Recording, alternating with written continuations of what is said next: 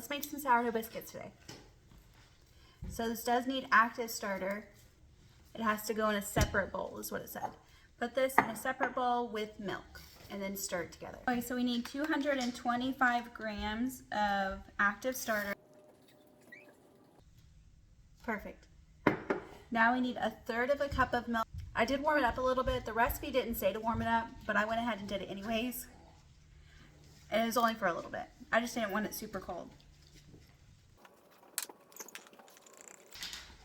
Now we're just going to mix this all together. This is what it looks like. It looks like a thick paste now.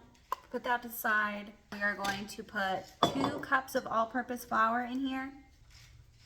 1, 2.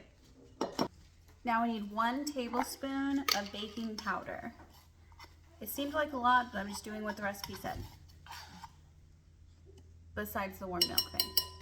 6 tablespoons of super duper cold butter is what it said.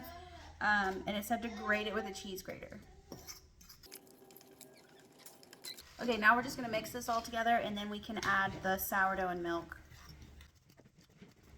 Not really mixing together because the butter is pretty cold.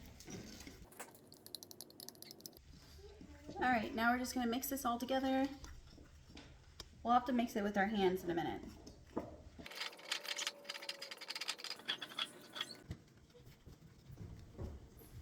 I'm doing it in a long rectangle and then I'm folding it over so that it'll create layers.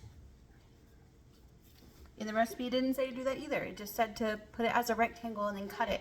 But it's not going to give you that layer that you would want, like a regular biscuit. Alright, now we're just going to cut them.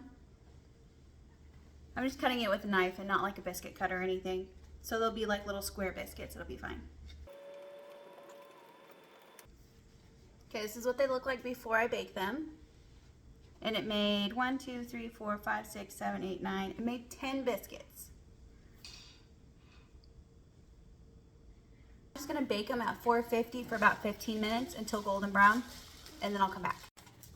All right, we're all done. Ooh, that's hot. They're all done. They cooked for 15 minutes and they're nice and fluffy and golden brown. Perfect. See you tomorrow.